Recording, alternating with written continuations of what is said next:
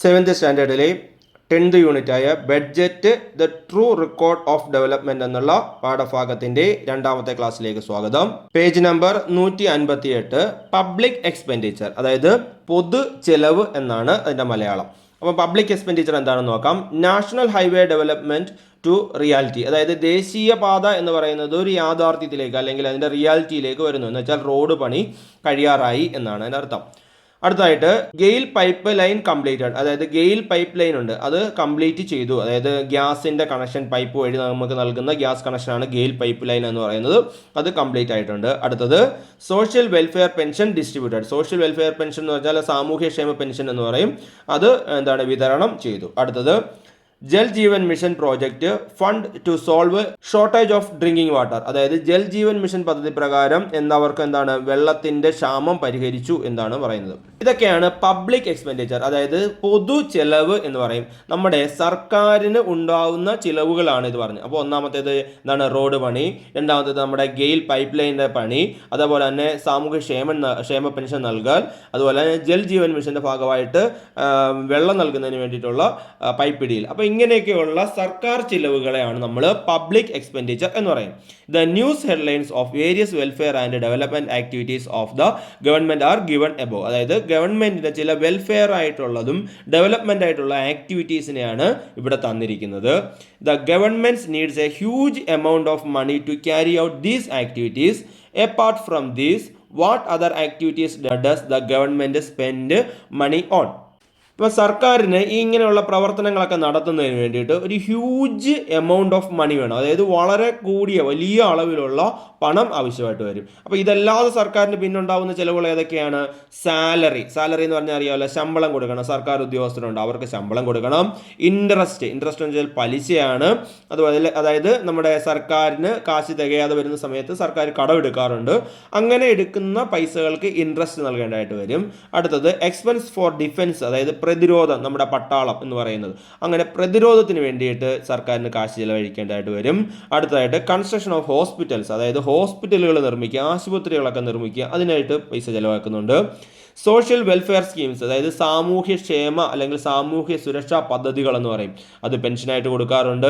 അതായത് സബ്സിഡികൾ, അതായത് നമുക്ക് സാധനങ്ങളൊക്കെ വില കുറച്ച് റേഷൻ കടകൾ വഴിയും അല്ലെങ്കിൽ അങ്ങനെയുള്ള വില കുറച്ച് സാധനങ്ങൾ കിട്ടുന്ന കടകളൊക്കെ ഉണ്ട്. അപ്പോൾ അങ്ങനെയൊക്കെയുള്ള കടകൾ വഴിയൊക്കെ സാധനങ്ങൾ നമുക്ക് വില കുറച്ച് അതിന് സബ്സിഡികളൊക്കെ നൽകേണ്ടതായിട്ടുണ്ട്. അപ്പോൾ അതൊക്കെ സർക്കാരിൻ്റെ ചിലവുകളാണ്. അപ്പോൾ discuss what welfare and development activities have been done in your area using government funds and prepare a note, അതായത് ഗവൺമെന്റ് ഫണ്ട് ഉപയോഗിച്ചുകൊണ്ട് നിങ്ങളുടെ ഏരിയയിൽ എന്തെല്ലാം ഡെവലപ്മെന്റൽ ആക്ടിവിറ്റീസ് ആണ് അല്ലെങ്കിൽ വെൽഫെയർ ആക്ടിവിറ്റീസ് ആണ് നടക്കാറുള്ളത് എന്ന് നോക്കുക. അതിനെപ്പറ്റി ഒരു ലിസ്റ്റ് തയ്യാറാക്കാനാണ് പറഞ്ഞത്. നമ്മുടെ ഏരിയയിൽ നോക്കിയാൽ നമുക്കറിയാം, ഈ പറഞ്ഞ പോലെ ജൽജീവൻ മിഷന്റെ പൈപ്പ് ലൈൻ ഇടാറുണ്ട്, റോഡ് പണികൾ നടക്കാറുണ്ട്, നമ്മുടെ വീട്ടിൽ തന്നെ ആളുകൾക്ക് പെൻഷൻ കിട്ടാറുണ്ട്. അപ്പോൾ അങ്ങനെ ഒരുപാട് കാര്യങ്ങൾ നമ്മുടെ ഏരിയയിൽ നടക്കാറുണ്ട്. അതിൻ്റെ ഒരു ലിസ്റ്റ് തയ്യാറാക്കാനാണ് പറഞ്ഞിരിക്കുന്നത്. അടുത്തത് public expenditure is the amount spend by the government for developmental and non developmental activities, അതായത് പബ്ലിക് എക്സ്പെൻഡിച്ചർ എന്ന് പറയുന്നത് the amount spend by the government ചിലവാക്കുന്ന തുകയാണ്. എന്തിന്? For developmental and non developmental activities, അതായത് ഡെവലപ്മെന്റൽ വികസന പ്രവർത്തനങ്ങൾക്കും നോൺ ഡെവലപ്മെന്റൽ ആക്ടിവിറ്റീസ് വികസന പ്രവർത്തനങ്ങൾക്ക് അല്ലാത്തതിനും വേണ്ടിയിട്ട് സർക്കാർ ചിലവഴിക്കുന്ന പൈസയാണ് നമ്മൾ എന്ത് പറയുന്നത്? Public expenditure. സർക്കാരിന് വികസന കാര്യങ്ങൾക്ക് ഇപ്പം പറഞ്ഞിട്ടുണ്ട്, റോഡ് പണി, പാലം പണി, പൈപ്പ് ലൈനിൻ്റെ പണികൾ, ജൽജീവൻ മിഷൻ്റെ പൈപ്പ് ഇടിയിൽ, അങ്ങനെയൊക്കെ ഒരുപാട് പണികളുണ്ട്. ഇതൊക്കെ ഡെവലപ്മെൻ്റൽ ആക്ടിവിറ്റീസ് ആണ്, അതായത് വികസന പ്രവർത്തനങ്ങളാണ്, സമൂഹത്തിന് ആവശ്യമായിട്ടുള്ള വികസന പ്രവർത്തനമാണ്. ഇനി നോൺ ഡെവലപ്മെൻ്റൽ ആക്ടിവിറ്റീസ് എന്ന് വെച്ചാൽ വികസന പ്രവർത്തനങ്ങളല്ലാത്തത്, മുമ്പേ പറഞ്ഞതുകൊണ്ട് പെൻഷൻ നൽകുക, അതുപോലെ തന്നെ സബ്സിഡികൾ നൽകുക, ഇൻട്രസ്റ്റ് അടയ്ക്കുക, അവിടുത്തെ ജോലിക്കാർക്ക് ശമ്പളം നൽകുക, ഇതൊക്കെ നോൺ ഡെവലപ്മെന്റൽ ആക്ടിവിറ്റീസ് ആണ്. അപ്പോൾ ഡെവലപ്മെന്റൽ ആക്ടിവിറ്റീസിനും നോൺ ഡെവലപ്മെന്റൽ ആക്ടിവിറ്റീസിനും സർക്കാർ മുടക്കുന്ന പൈസയാണ് പബ്ലിക് എക്സ്പെൻഡിച്ചർ എന്ന് പറയുന്നത്. അപ്പോൾ ഒന്നുകൂടെ നോക്കാം. Public expenditure is the amount spend by the government for developmental and non developmental activities. the public expenditure increases as the government expands its activities. അതായത് ഗവൺമെൻറ് അതിൻ്റെ activities ഒക്കെ എക്സ്പാൻഡ് ചെയ്യുമ്പോൾ, കൂടുതൽ ആളുകൾക്ക് പെൻഷൻ നൽകുമ്പോൾ, ശമ്പളം കൂട്ടി കൊടുക്കേണ്ടതായിട്ട് വരുമ്പോൾ, ഇങ്ങനെയൊക്കെയുള്ള ആക്ടിവിറ്റീസ് നമ്മുടെ കൂടുന്ന സമയത്ത് എന്താണ്, സർക്കാരിന് ഈ പറയുന്ന പബ്ലിക് എക്സ്പെൻഡിച്ചർ കൂടിക്കൊണ്ടേ ഇരിക്കും. The public expenditure can be classified into two categories. Public എക്സ്പെൻഡിച്ചറിനെ നമുക്ക് രണ്ടായിട്ട് ക്ലാസിഫൈ ചെയ്യാം. അതെന്തൊക്കെയാണ്? ഡെവലപ്മെൻറ്റൽ എക്സ്പെൻഡിച്ചറും നോൺ ഡെവലപ്മെൻറ്റൽ എക്സ്പെൻഡിച്ചർ. അപ്പോൾ നമ്മൾ മുമ്പേ പറഞ്ഞിരുന്നു ഡെവലപ്മെൻറ്റൽ ആക്ടിവിറ്റീസും നോൺ ഡെവലപ്മെൻറ്റൽ ആക്ടിവിറ്റീസ്, അത് തന്നെയാണ് ഡെവലപ്മെൻറ്റൽ എക്സ്പെൻഡിച്ചറും നോൺ ഡെവലപ്മെൻറ്റൽ എക്സ്പെൻഡിച്ചറും. ഇനി ഡെവലപ്മെൻറ്റൽ എക്സ്പെൻഡിച്ചർ എന്താണെന്ന് നോക്കാം.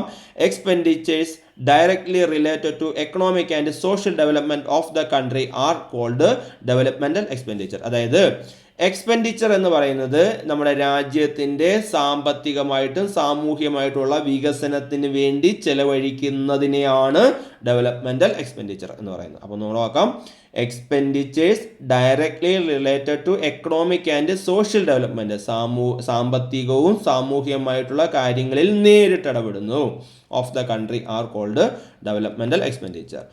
They contribute greatly to the economic growth of a country by stimulating its real economic condition and production. അതായത് ഒരു രാജ്യത്തിൻ്റെ യഥാർത്ഥ സമ്പദ് വ്യവസ്ഥയെ ഉത്തേജിപ്പിക്കുന്ന പ്രവർത്തനങ്ങളാണ് എന്താണ് ഡെവലപ്മെൻറ്റൽ ആക്ടിവിറ്റീസ് എന്ന് പറയുന്നത്. അതായത് നമുക്കിപ്പോൾ റോഡ് പണിയുക, അതുപോലെ പാലങ്ങൾ നിർമ്മിക്കുക, മുമ്പ് പറഞ്ഞ പോലെ പൈപ്പ് ലൈൻ നിർമ്മിക്കുക, ഇങ്ങനെയൊക്കെയുള്ള സമൂഹത്തിൻ്റെ അല്ലെങ്കിൽ ആ രാജ്യത്തിൻ്റെ യഥാർത്ഥ സമ്പത്ത് വികസിപ്പിക്കുന്ന പ്രവൃത്തിയാണ് ഡെവലപ്മെൻറ്റൽ ആക്ടിവിറ്റീസ് എന്ന് പറയുന്നത്. So these developmental expenditure is also known as production cost. അതായത് അതുകൊണ്ട് ഇതിനെ എന്ത് വിളിക്കുന്നു? പ്രൊഡക്ഷൻ കോസ്റ്റ് എന്ന് പറയുന്നത്. അപ്പോൾ ഡെവലപ്മെൻറ്റൽ എക്സ്പെൻഡിച്ചറിൻ്റെ മറ്റൊരു പേരാണ് പ്രൊഡക്ഷൻ കോസ്റ്റ് എന്ന് പറയുന്നത്. The expenditure spent for constructing roads, bridge, harbors and to start new enterprises and educational institutions are considered as developmental expenditure. അതായത് ഡെവലപ്മെൻറ്റൽ എക്സ്പെൻഡിച്ചറിന് അതെന്തൊക്കെ വരും? റോഡുകൾ, ബ്രിഡ്ജുകൾ, ഹാർബർ എന്ന് വെച്ചാൽ തുറമുഖങ്ങളാണ്. And start a new enterprises, പുതിയൊരു സംരംഭം തുടങ്ങുക. ആൻഡ് എഡ്യൂക്കേഷൻ ഇൻസ്റ്റിറ്റ്യൂഷൻ, അതായത് വിദ്യാഭ്യാസ സ്ഥാപനങ്ങൾ ആരംഭിക്കുക, ആർ കൺസിഡേർഡ് ഡെവലപ്മെൻറ്റൽ എക്സ്പെൻഡിച്ചർ. ഇതിനെയൊക്കെയാണ് ഡെവലപ്മെൻറ്റൽ എക്സ്പെൻഡിച്ചർ എന്ന് പറയുന്നത്. അപ്പോൾ നോൺ ഡെവലപ്മെൻറ്റൽ എക്സ്പെൻഡിച്ചർ നോക്കാം. Non-developmental expenditure is the one incurred by the government on a regular basis by national interest and public service. അതായത് ഈ രാജ്യ താല്പര്യത്തിനും പൊതുസേവനത്തിനും ഒക്കെ വേണ്ടിയിട്ട് സർക്കാർ മുടക്കുന്ന പൈസ. അതായത് ഇപ്പോൾ രാജ്യസേവനത്തിനെന്ന് പറയുമ്പോൾ, രാജ്യ താല്പര്യത്തിനെന്നൊക്കെ പറയുമ്പോൾ നമ്മുടെ ഡിഫൻസ്, പട്ടാളത്തിന് വേണ്ടിയിട്ട്, ഡിഫൻസിന് വേണ്ടി ഒരുപാട് പൈസ നമ്മൾ ചിലവഴിക്കേണ്ടതായിട്ട് വരും, നമ്മുടെ അതിർത്തികളൊക്കെ സൂക്ഷിക്കുന്നതിന് വേണ്ടി. അതുപോലെ ശമ്പളം കൊടുക്കുക, അതുപോലെ പലിശ കൊടുക്കുക, ഇങ്ങനെയൊക്കെയുള്ള, അല്ലെങ്കിൽ ഒരു നാച്ചുറൽ ഡിസാസ്റ്റർ ഉണ്ടായി, ഒരു പ്രകൃതി ദുരന്തം ഉണ്ടായി, അപ്പോൾ അതിന് വേണ്ടിയിട്ട് പൈസ ചിലവാക്കേണ്ടതായിട്ട് വരും. ഒരു എപ്പിഡമിക് ഉണ്ടാകും, ഒരു പകർച്ചവ്യാധി ഉണ്ടാകുക, അപ്പോൾ അതിന് വേണ്ടിയിട്ട് പൈസ ചിലവാക്കേണ്ടതായിട്ട് വരും. ഇതൊക്കെ എന്താണ്? ഡെവലപ്മെൻറ്റൽ എക്സ്പെൻഡിച്ചർ അല്ല, ഇതൊക്കെ നോൺ ഡെവലപ്മെൻറ്റൽ എക്സ്പെൻഡിച്ചർ ആണ്. അപ്പോൾ ഒന്നും കൂടെ നോക്കാം. Non developmental expenditure is the one incurred by the government on a regular basis for national interest and public service. Expenses involved in defense, interest, pension, epidemic and natural disasters come under this. ഇപ്പോൾ ഈ പറഞ്ഞ defence, interest, pension, epidemic, natural disaster ഒക്കെ ഇതിൻ്റെ ഭാഗമായിട്ട് വരുന്നതാണ്. Categorize the following expenditure as developmental expenditure and non-developmental expenditure and list them in the table given below. അവിടെ തന്നിരിക്കുന്നതിനെ developmental expenditure എന്നും non developmental expenditure എന്നും രണ്ടായിട്ട് തിരിക്കാനാണ് പറഞ്ഞിരിക്കുന്നത്. വളരെ ഈസിയാണ്, നമുക്ക് തന്നെ ചെയ്ത് നോക്കാം. ഒന്നാമത്തെ ഇൻട്രസ്റ്റ് എന്ന് പറയുന്നത് നോൺ ഡെവലപ്മെൻറ്റൽ എക്സ്പെൻഡിച്ചർ ആണ്. എനർജി ജനറേഷൻ എന്ന് പറയുന്നത് വൈദ്യുത ഉൽപ്പാദനമാണ്, അത് ഡെവലപ്മെൻറ്റൽ എക്സ്പെൻഡിച്ചർ ആണ്. Epidemic non developmental expenditure. Welfare pension non development expenditure. Liability എന്ന് പറയുന്നത് കടമാണ്, അത് നോൺ ഡെവലപ്മെൻറ്റൽ എക്സ്പെൻഡിച്ചർ ആണ്. സബ്സിഡീസ് നോൺ ഡെവലപ്മെൻ്റ് ആണ്. കൺസ്ട്രക്ഷൻ ഓഫ് റോഡ്സ് ഡെവലപ്മെൻ്റ് ആണ്. കൺസ്ട്രക്ഷൻ ഓഫ് സ്കൂൾസ് ഡെവലപ്മെൻ്റ് ആണ്. വാർ നോൺ ഡെവലപ്മെൻ്റ് ആണ്. ഡിഫൻസ് നോൺ ഡെവലപ്മെൻ്റ് ആണ്. പബ്ലിക് അഡ്മിനിസ്ട്രേഷൻ നോൺ ഡെവലപ്മെൻ്റ് ആണ്. ഇൻഡസ്ട്രീസ് ഡെവലപ്മെൻ്റ് ആണ്. അടുത്തായി പേജ് നമ്പർ 160.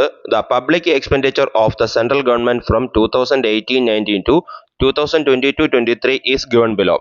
അപ്പോൾ അവിടെ 2018-19 മുതൽ 2022-23 വരെയുള്ള കാലഘട്ടത്തിലെ ഗവൺമെൻറ്റിൻ്റെ എക്സ്പെൻഡിച്ചറാണ് കാണിച്ചിരിക്കുന്നത്, പബ്ലിക് എക്സ്പെൻഡിച്ചറാണ് കാണിച്ചിരിക്കുന്നത്. അത് നിങ്ങൾ ആ ഗ്രാഫ് ഒന്ന് അനലൈസ് ചെയ്യുക. ഒരു ചോദ്യം തന്നിരിക്കുന്നു, analyse the graph on the public expenditure of the government and write your conclusions. അതായത് ഈ പബ്ലിക് എക്സ്പെൻഡിച്ചർ നോക്കിയിട്ട് നിങ്ങളുടെ കൺക്ലൂഷൻ എഴുതാനാണ് പറഞ്ഞിരിക്കുന്നത്. ഇവിടെ നമുക്ക് ആ ഗ്രാഫ് നോക്കുമ്പോൾ അറിയാം 2018-19 തൊട്ട് 2022-23 വരെയുള്ള എക്സ്പെൻഡിച്ചർ എന്ന് പറഞ്ഞാൽ ഓരോ വർഷവും കൂടി വരികയാണ്. 2018-19 23.14 lakhs ഇൻ കോർസ് ആണ് പറഞ്ഞേക്കുന്നത്. അവിടെ മുതൽ 2022-23 വന്നപ്പോഴത്തേക്ക് 41.88 വരെ എത്തിയിട്ടുണ്ട്. അപ്പോൾ ഇതിന്റെ കൺക്ലൂഷനായിട്ട് നമുക്ക് പറയാൻ പറ്റുന്നത് എന്താണ്? നമ്മുടെ എക്സ്പെൻഡിച്ചർ, പബ്ലിക് എക്സ്പെൻഡിച്ചർ കൂടിക്കൊണ്ടിരിക്കുകയാണ്. പബ്ലിക് എക്സ്പെൻഡിച്ചർ കൂടിക്കൊണ്ടിരുന്നാൽ നമുക്ക്, അല്ലെങ്കിൽ നമ്മുടെ ചെലവ് കൂടുകയാണെങ്കിൽ നമുക്ക് എന്ത് കൂടണം? നമ്മുടെ ഇൻകവും കൂടണം. അതായത് പബ്ലിക് ഇൻകവും കൂടണം. അതിനെയാണ് നമ്മൾ പബ്ലിക് റവന്യൂ എന്ന് പറയും. അപ്പോൾ പബ്ലിക് റവന്യൂ എന്താണെന്ന് നോക്കാം. Public revenue, the government needs a huge amount of money for development and welfare activities. അതായത് ഗവൺമെന്റിന് ഈ ഡെവലപ്മെന്റൽ ആക്ടിവിറ്റീസിനും വെൽഫെയർ ആക്ടിവിറ്റീസിനും ഒക്കെ ആയിട്ട് ഒരു ഹ്യൂജ് എമൗണ്ട്, ഒരു വലിയ അളവിലുള്ള പൈസ ആവശ്യമായിട്ട് വരും. The public revenue is the wealth that the government collects from various sources to satisfy these needs. അതായത് പബ്ലിക് റവന്യൂ എന്ന് പറയുന്നത് വെൽത്ത് ആണ്, സമ്പത്താണ്. എങ്ങനെ? That the government collects from various source to satisfy these needs. അതായത് government പല സോഴ്സിൽ നിന്നും, പല രീതികളിൽ നിന്നും ഗവൺമെന്റ് കളക്ട് ചെയ്യുന്ന സമ്പത്തിനെ അല്ലെ പൈസയാണ് എന്ത് പറയുന്നത്? പബ്ലിക് റവന്യൂ എന്ന് പറയും. This is an important factor of the government budget. ഇത് ഗവൺമെന്റ് ബഡ്ജറ്റിലെ ഒരു ഇമ്പോർട്ടൻറ്റ് ഫാക്ടർ ആണ്. അപ്പോൾ പബ്ലിക് റവന്യൂ എന്താണെന്ന് ഒന്നുകൂടെ പറയാം. The public revenue is the wealth that the government collects from various source to satisfy these needs. This is an important factor of the government budget. Now think about the source of revenue of the government. അതായത് നമുക്കിനി ഗവൺമെന്റിന്റെ revenue സോഴ്സുകൾ ഏതൊക്കെയാണ് എന്നൊന്ന് നോക്കാം.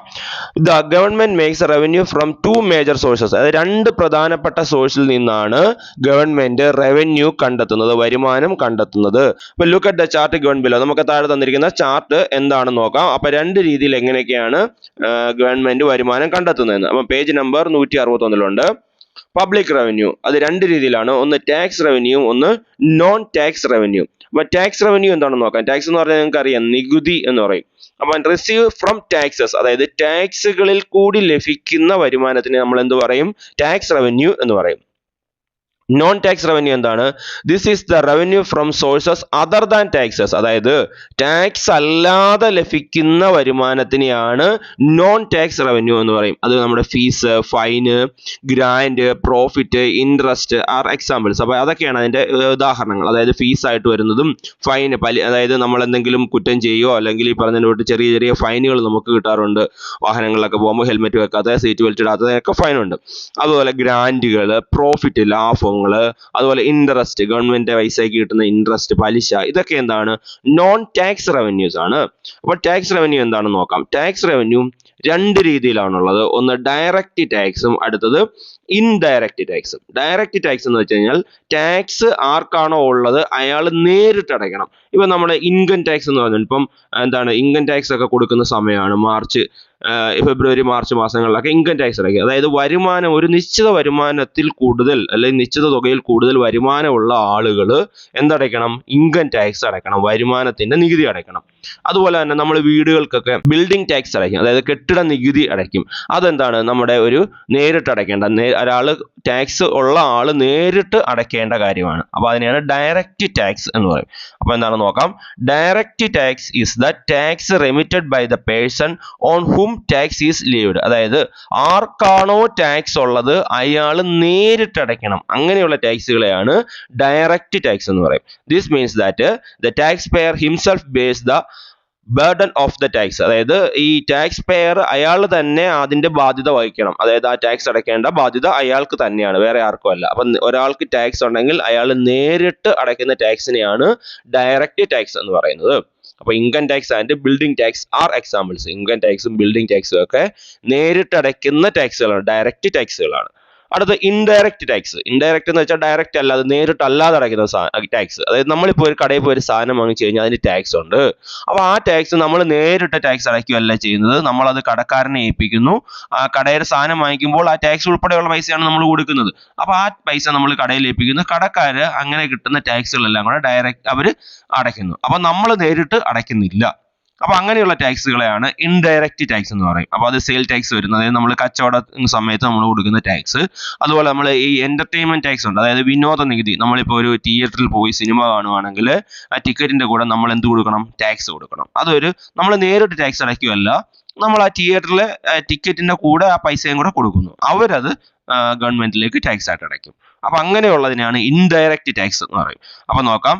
Here, the tax levied on the individuals is paid partially or completely by another. അതായത് ഒരാളുടെ tax, നമ്മൾ വാങ്ങിക്കുന്ന സാധനത്തിന്റെ ടാക്സ് പാർഷ്യലി ആയിട്ടും ഫുള്ളായിട്ടോ, അതായത് കുറച്ച് ഭാഗമായിട്ടോ അല്ലെ മൊത്തം ഭാഗമായിട്ടോ മറ്റൊരാൾ അടയ്ക്കുന്നു. Sale tax and entertainment tax are examples of indirect tax. അതായത് സെയിൽ ടാക്സുകളും എന്റർടൈൻമെന്റ് ടാക്സ്, അതാണ് നമ്മൾ മുമ്പേ പറഞ്ഞ രണ്ട് ടാക്സുകൾ, അത് രണ്ടും എന്താണ്? ഇൻഡയറക്റ്റ് ടാക്സ് ആണ്.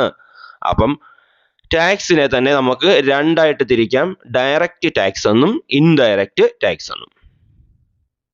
അടുത്ത ടാക്സ് എന്താണെന്ന് നോക്കാം. Tax is the amount of money that the public should remit to the government to bear the expense of welfare activities and developmental activities which are carried out in public interest. The person who remit tax is called a taxpayer. അതായത് tax എന്ന് പറയുന്നത് നമ്മുടെ ക്ഷേമ പ്രവർത്തനങ്ങൾക്കും വികസന പ്രവർത്തനങ്ങൾക്കും ഒക്കെ വേണ്ടിയിട്ട് പൊതുജനങ്ങളുടെ താല്പര്യത്തിന് വേണ്ടി ചെലവഴിക്കുന്ന പൈസ, ആ പൈസ കണ്ടെത്തുന്നതിന് വേണ്ടിയിട്ട് ജനങ്ങൾ നിർബന്ധമായിട്ടും നൽകേണ്ട പണം, അതിനെയാണ് നമ്മൾ എന്ത് പറയുന്നത്? ടാക്സ് എന്ന് പറയുന്നത്. അപ്പം ടാക്സ് നോക്കാം. Tax is the amount of money that the public should remit to the government. അതായത് ടാക്സ് എന്ന് പറയുന്നത് നമ്മൾ പബ്ലിക്, ജനങ്ങൾ ഗവൺമെന്റിന് കൊടുക്കേണ്ട പൈസ, അടയ്ക്കേണ്ട പൈസ. എന്തിനു വേണ്ടിയിട്ടാ? To bear the expense of the welfare activities and developmental activities. അതായത് വികസന പ്രവർത്തനങ്ങളും ക്ഷേമ പ്രവർത്തനങ്ങളും ഒക്കെ നടത്തുന്നതിന് വേണ്ടിയിട്ടുള്ള പൈസ ആണ് ഇത്. Which are carried out in public interest. അതായത് പൊതുജന തന്മയ്ക്ക് വേണ്ടിയിട്ടാണ് ഇത് ചെയ്യുന്നത്. അപ്പൊ the person who remit taxes is called a taxpayer. അതായത് ഈ ടാക്സ് അടയ്ക്കുന്ന ആളിനെ പറയുന്ന പേര് ടാക്സ് പെയർ എന്നാണ്. ഇപ്പൊ നമ്മളെല്ലാവരും ടാക്സ് പെയർ ആണ്, എല്ലാവരും ടാക്സ് അടയ്ക്കുന്നുണ്ട്. എന്തെങ്കിലും ചെറിയ സാധനം വാങ്ങിച്ചാൽ പോലും അതിന് ടാക്സ് ഉണ്ട്. അപ്പം നമ്മളെല്ലാം എന്താണ്? ടാക്സ് പെയർ ആണ്. അടുത്തത് find out more examples of direct and indirect tax and list dum. അതായത് ഡയറക്റ്റ് ടാക്സിനും ഇൻഡയറക്റ്റ് ടാക്സും ഏതൊക്കെയാണെന്ന് കൂടുതൽ എക്സാമ്പിൾ കണ്ടെത്താനാണ് പറഞ്ഞിരിക്കുന്നത്. അപ്പോൾ നമുക്കൊരു ടേബിൾ നോക്കാം. ഇവിടെ ഒരു ഡയറക്റ്റ് ടാക്സും ഇൻഡയറക്റ്റ് ടാക്സും തന്നിരിക്കുന്നു. അപ്പോൾ ഡയറക്റ്റ് ടാക്സ് ഏതൊക്കെയാണെന്ന് നോക്കാം. Income tax, corporate tax, wealth tax, capital gains tax, gift tax, banking cash transaction tax, direct tax on dividend. ഇതൊക്കെയാണ് ഡയറക്റ്റ് ടാക്സുകൾ. അടുത്ത ഇൻഡയറക്റ്റ് ടാക്സ് നോക്കാം. Goods and service tax, sale tax, service tax, excise duty, customs duty, educational cess, ഇതൊക്കെയാണ് നമുക്ക് എന്താണ്? Indirect tax ആയിട്ട് വരുന്നത്. അടുത്തായി goods and service tax, GST എന്ന് പറയും. അതെന്താണെന്ന് നോക്കാം. Goods and service tax is unified indirect tax that came into effect from July 1, 2017 after the 101 amendment of the constitution to implement the principle of the unified tax for the nation. അതായത് unified tax for the nation എന്ന് വെച്ചാൽ ഒരൊറ്റ രാജ്യം ഒരൊറ്റ നികുതി എന്നുള്ള ഒരു തത്വത്തിൽ അടിസ്ഥാനമായിട്ട് രാജ്യത്ത് മുഴുവൻ ഒറ്റ നികുതി ഏർപ്പെടുത്തുന്നതിന് വേണ്ടിയിട്ട് 2017 ജൂലൈ 1 മുതൽ നടപ്പിലാക്കിയ ടാക്സ് ആണ് ഗുഡ്സ് ആൻഡ് സർവീസ് ടാക്സ് എന്ന് പറയും, GST എന്ന് പറയും. ഇത് നമ്മുടെ കോൺസ്റ്റിറ്റ്യൂഷനിലെ 101ാമത്തെ അമെൻമെന്റ് ആണ്. 101ാമത്തെ അമെൻമെന്റ് പ്രകാരമാണ് GST നിലവിൽ വന്നത്. അപ്പോൾ അതാണ് ഇപ്പം നിലവിൽ ഇന്ത്യയിലുള്ള ടാക്സ് എന്ന് പറയുന്നത് GST ആണ്. അപ്പോൾ ഒന്ന് നോക്കാം. ഇതൊരു ഇൻഡയറക്റ്റ് ടാക്സ് ആണ്. Goods and service tax is a unified indirect tax that came into effect from July 1, 2017 after the 101 amendment of the constitution to implement the principles of a unified tax for the nation. If the revenue from the sale tax is more than the amount fixed by the government in a financial year, the traders must avail GST registration. അതായത് ഒരു കച്ചവടക്കാരന് government തീരുമാനിക്കുന്ന ഒരു തുകയിൽ കൂടുതൽ കച്ചവടം നടക്കുകയാണെങ്കിൽ, ഒരു വർഷത്തിലധികം കൂടുതൽ കച്ചവടം നടക്കുകയാണെങ്കിൽ അയാൾ എന്തായിരിക്കണം? നിർബന്ധമായിട്ടും GST രജിസ്ട്രേഷൻ എടുത്തിരിക്കണം. അതായത് ആ ടാക്സിന്റെ രജിസ്ട്രേഷൻ എടുക്കണം. At the present, the consumer has to pay GST at the rate of 0%, 5%, 12%, 18% and 28%. അപ്പോൾ ഇപ്പോൾ നികുതിയുടെ GSTയുടെ റേറ്റ് എന്ന് പറയുന്നത് ഇങ്ങനെയാണ്. ചില സാധനങ്ങൾക്ക് 0% ആണ്, എന്ന് വെച്ചാൽ ടാക്സ് ഇല്ല. ചിലതിന് 5% ചെറിയ ടാക്സ് ഉണ്ട്, 12% ഉണ്ട്, 18% ഉണ്ട്, ഏറ്റവും കൂടിയത് 28% വരെ ടാക്സ് ഉണ്ട്. അപ്പം പലതരത്തിലുള്ള ടാക്സുകളാണ് ഇപ്പം സർക്കാർ ഏർപ്പെടുത്തുന്നത്. The GST thus collected from the consumers has to be remitted by the traders to the government. The rate of GST can be changed in due to course of time. അതായത് വ്യാപാരികൾ കച്ചവടക്കാർ എന്ത് ചെയ്യണം, ആളുകളിൽ നിന്നും ഈ സാധനങ്ങൾ വാങ്ങിക്കുന്ന ഉപഭോക്താക്കളിൽ നിന്നും ഈടാക്കുന്ന ഈ ടാക്സ് എവിടെ അടയ്ക്കണം, ഗവൺമെന്റിലേക്ക് അടയ്ക്കണം. അപ്പോൾ the rate of the GST can be changed due to the course of time. അതായത് ഈ കാലം മാറുന്നതനുസരിച്ച് ഓരോ വർഷം അനുസരിച്ച് എന്ത് ചെയ്യും, GSTയുടെ റേറ്റുകൾ മാറ്റിക്കൊണ്ടേയിരിക്കും. ചില സാധനങ്ങളുടെ GST റേറ്റ് താഴത്തേക്ക് കൊണ്ടുവരും, ചിലതിൻ്റെ കൂട്ടും, അങ്ങനെ ഓരോ വർഷവും ഇത് മാറ്റിക്കൊണ്ടേയിരിക്കും. അപ്പോൾ ഇതുവരെ പറഞ്ഞ കാര്യങ്ങളെല്ലാം നിങ്ങൾക്ക് മനസ്സിലായി എന്ന് പ്രതീക്ഷിക്കുന്നു. എന്തെങ്കിലും സംശയങ്ങളോ നിർദ്ദേശങ്ങളോ അഭിപ്രായങ്ങളോ ഒക്കെ ഉണ്ടെങ്കിൽ കമൻ്റായിട്ട് രേഖപ്പെടുത്തുക. എല്ലാവർക്കും നന്ദി, നമസ്കാരം.